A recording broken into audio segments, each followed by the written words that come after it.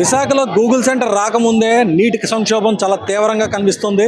ఎందుకంటే Google centre వస్తే ఇక్కడ మొత్తం ప్లేస్ అంతా కూడా డ్రై అయిపోద్దని చెప్పి ఇప్పటికే పెద్ద ఎత్తున ప్రచారం జరుగుతుంది. కానీ గూగుల్ సెంటర్ ఇంకా నిర్మాణం పూర్తి కాకముందే విశాఖలో భూగర్భ జలాలు పూర్తిగా అడుగంటిపోయాయి. దీంతో ప్రజలంతా కూడా రోడ్లపైకి వచ్చి పెద్ద ఎత్తున ఉద్యమాలు చేసే పరిస్థితి కనిపిస్తుంది. ఈరోజు విశాఖ దక్షిణ నియోజకవర్గంలోని పెద్ద ఎత్తున ఆడవాళ్ళంతా కూడా బిందులు పట్టుకొని రోడ్ల మీదకి వచ్చి ధర్నా చేయడం ఇప్పుడు మనం చూస్తున్నాం. జగదంబ సెంటర్ వేదికగా ఈ కార్యక్రమం జరుగుతుంది. ఇంతకుముందు మళ్ళీ వాసుపల్లి గణేష్ కుమార్ ఆధ్వర్యంలో ఈ కార్యక్రమం నిర్వహిస్తూ ఉన్నారు. ప్రస్తుతం ఇక్కడ నీటి సమస్య ఏ విధంగా ఉందని ఇక్కడ మహిళలను అడిగి తెలుసుకుందాం. చెప్పండి, మీ ఏరియా? అది ఇక్కడ దండు బజార్ ఏరియా అండి. ఈ ఏరియాలో సమస్య ఏ విధంగా ఉందమ్మా? నీళ్ళు అయితే సరిగ్గా రావట్లేదండి. బయటకు వెళ్ళి తెచ్చుకుందామైనా వేరే కొలాయిలైనా రావాలి కదా, మా కొలాయిలు రావట్లేదు. దాంతోపాటు వేరే కొలాయిలు కూడా, బయట పెద్ద కొలాయిలు కూడా రావట్లేదు. నీళ్ళకి అయితే చాలా ఇబ్బందిగా ఉంది. మాకు డైలీ ఒక్కొక్క కనీసం తక్కువలో తక్కువ ఒక డ్రమ్మూరు నీళ్ళైనా పడతాయి కదా, అంటే 10 బిందెలు నీళ్ళు, కనీసం ఒక 4-5 బిందెల కన్నా ఎక్కువ రావట్లేదండి. మరి అలా అయితే మేము ఎక్కడికి వెళ్ళిపోతాం? పిల్లలకి ఇంట్లోని వంట అన్నీ ఉంటాయి కదా, బట్టలు ఉతుక్కోవడం, మరి అవన్నీ మేము ఎలాగా చేసుకుంటాము? మాకైతే నీటి పరంగా చాలా సమస్యలు ఉన్నాయండి. అవి తొందరగా క్లియర్ చేస్తారని అనుకుంటున్నాం ప్రభుత్వంకి. మీరు ఇన్ని సంవత్సరాల నుంచి వైజాగ్లో ఉంటున్నారు కదా, ఎప్పుడైనా ఇలాంటి సమస్య చూసారా? నీటి సమస్య. నేను 38 వార్డు మహిళా ప్రెసిడెంట్ని సారిపిల్లి అరుణానండి. నేను ఎప్పుడు మా వైజాగ్ వచ్చి 35 సంవత్సరాలు అవుతుంది. 35 సంవత్సరాల నుంచి ఇలాంటి సమస్య ఎప్పుడు చూడలేదు. నీళ్ళు అయితే బురదల్లాగా వస్తున్నాయి, ఎర్రగా వచ్చేస్తున్నాయి. ఆ ఇచ్చిన హాఫ్ అన్ అవర్ కూడా మంచినీళ్ళు ఇవ్వట్లేదు సార్. కానీ ఎందుకంటే ప్రతి నీళ్ళు తాగి పిల్లలకు చాలా ఆరోగ్యం పాడైపోతుంది, పెద్దోళ్ళకి కానీ పిల్లలకు కానీ. ఆ ఫిల్టర్ చేసుకోవడానికి కూడా అవ్వట్లేదు. ఆ నీళ్ళు ఏంటండి ఇప్పుడు నాకు అర్థం అవ్వట్లేదు. ఏం ప్రభుత్వం ఏం చేస్తుందండి? ప్రజల్లో ఆరోగ్యంతో ఆడుకుంటుంది ఈ ప్రభుత్వం. నీళ్ళు అయితే బాగా రావట్లేదండి. కాలువలు కూడా, మురికి కాలువలు కూడా కొంచెం క్లీన్ చేయట్లేదు. ఎక్కడ జాములు అయిపోతున్నాయి, ఎక్కడైతే అక్కడ జామ్ అయిపోతుంది. కాల్ చేస్తే వస్తామమ్మా, చేస్తాంలే అని చెప్తున్నారు. గేర్ సమాధానాలు చెప్తున్నారు.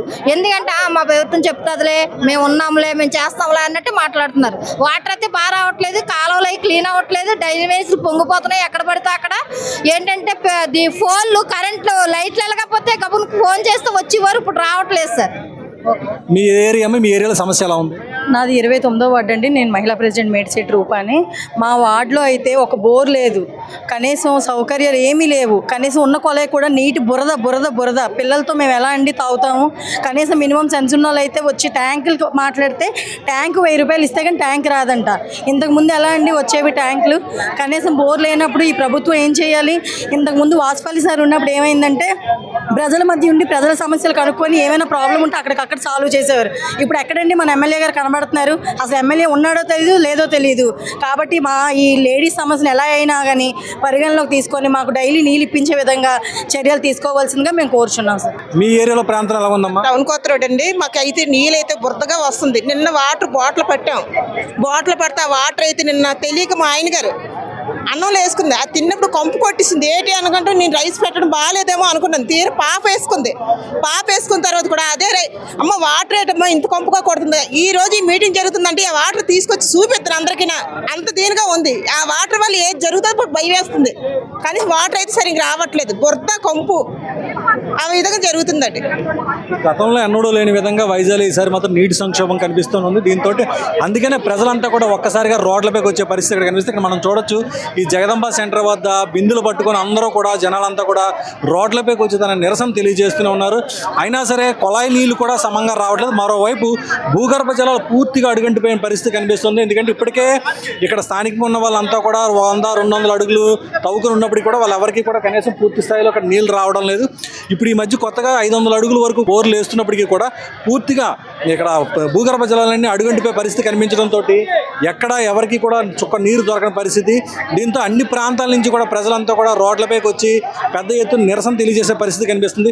మీదే ప్రాంతం అండి? మీ ప్రాంతంలో నీటి సమస్య ఎలా ఉంది? మాది డాబా గార్డెన్లో నీటి సమస్య చాలా ఎక్కువ ఉందండి. రోజు తప్పి రోజు ఇస్తున్నారు. ఈ యూజుడి కొన్ని ఏరియాలో బాగుందంటే దాంట్లో యూజుడి సమస్య అవడం వల్ల మరి ఈ టైపులో ఇది డాబా గార్డెన్ వాటర్ అండి. ఇది ఈ డాబా గార్డెన్లో వాటర్ ఈ పరిస్థితిలో వస్తుంది. రోజు తప్పి రోజు ఇవ్వడం వల్ల చాలా ఇబ్బందికరంగా ఉంది ప్రజలకి. ప్రతిరోజు వర్క్ ఇన్స్పెక్టర్ల జీవనకి వాళ్ళందరికీ ఫోన్లు చేసుకోవాల్సి వస్తుంది. నాకు కావాలంటే మన సెల్ ఫోన్ తీసి మీకు చూపిస్తాను. ఆ జీవనకి వారం రోజుల్లో ఎన్నిసార్లు కూడా ఫోన్ చేశారు అన్నది కూడా మీకు చూపించమని మీకు డేటా చూపిస్తాను. మనకి ఈ డేటా సెంటర్ రావడం వల్ల ఇంకా విశాఖపట్నంలో ఒక్క చుక్క కూడా వాటర్ ఉండదు. ఇంకా మన ప్రజలకు కూడా అందరూ ఈరోజు ఆల్రెడీ ఈ కోటం ప్రభుత్వం వచ్చాక చంద్రబాబు నాయుడు ఎప్పుడు వచ్చినా సరే వర్షాలు పడవు, అది ఎలాగ కన్ఫర్మ్, మనం అది ఎప్పుడు రాసి పెట్టుకోవాలి. ఈసారి ఏంటంటే మధురవాడ ఆ ప్రదేశంలో అయితే మొత్తం అంతా కూడా చాలా ఇబ్బందికరం అయిపోయింది. అదే కూడా ఈసారి ఈ మన దక్షిణ నియోజకవర్గంలో కూడా అనేక సమస్యలు వాటర్ వల్ల ఇబ్బంది అవుతుంది. కానీ తక్షణమే మళ్ళీ డేటా సెంటర్ లాంటివి మళ్ళీ మన విశాఖపట్నం వస్తే మరింత సమస్య ఎదుర్కోవాల్సి వస్తుందని, వైజాగ్ వదిలి కూడా వెళ్ళిపోయే అవకాశాలు కూడా ఉంటాయని చెప్పి మరి కోరుకుంటున్నాం. మీరు ఏ ప్రాంతం? యానాపురం అండి. మీరు ఇన్ని సంవత్సరాల నుంచి ఇక్కడ ఉంటున్నారు కదా, ఎప్పుడైనా ఇలా నీటి సంక్షోభం పరిస్థితి మీరు చూసారా? చిన్నప్పుడు బాగా చిన్నప్పుడు నీళ్ళుండేవి కాదు కదా. చిన్నప్పుడు చూసారు సమస్య, మళ్ళీ ఇప్పుడు వచ్చిందంట. అవునవునండి, అప్పుడే నీళ్ళుండేవి కాదు, తాగనంత నీళ్ళుండేవి కాదు. ఈ గడ్డలు వచ్చేసి అప్పుడు గడ్డలు మునిగిపోయారు కదా. తెప్ప ఆడుకొని అన్నం ఉండేది కాదు, ఆహారం ఉండేది కాదు. అమ్మగారులు ఉండేరు అప్పుడు, ఆ గుడిలో తీసుకెళ్లి రొట్లు గంజి అవి ఇస్తే తాగేసి ఉండేరు చిన్నప్పుడు. 80లో దాదాపుగా అనేక దశాబ్దాల తర్వాత ఈ రోజు వైజాగ్ లో ఇంత దారుణమైన సంక్షోభం కనిపిస్తుందని ఇప్పటి వరకు కూడా చూస్తుంటే మాత్రం చాలా సమస్యలు ఇక్కడ కనిపిస్తూనే ఉన్నాయి. ప్రధానంగా ఇప్పుడు నీటి సమస్య అయితే మాత్రం చాలా తీవ్రమైపోయింది. అన్ని నియోజకవర్గాల నుంచి ప్రజలంతా కూడా రోడ్లపైకి వచ్చి నిరసన తెలియజేస్తున్నారు. ప్రభుత్వం ఇప్పటికైనా స్పందించాలని చెప్పి అంతా డిమాండ్ చేస్తారు. కానీ ప్రభుత్వం నుంచి మాత్రం ఇంకా కేవలం ప్రతి ఏరియాకి కూడా ఈ ట్యాంకుల ద్వారా నీటి సప్లై తప్పితే మాత్రం శాశ్వతంగా కొలాయిల ద్వారా నీటి సమస్యను మాత్రం పరిష్కరించలేకపోతున్నారు. కనీసం వాళ్ళకి 45 నిమిషాలైనా సరే ప్రతి ఇంటికి ఇవ్వాలని చెప్పి ఒక డిమాండ్ అయితే మాత్రం ఇక్కడ వినిపిస్తూ ఉన్నాయి.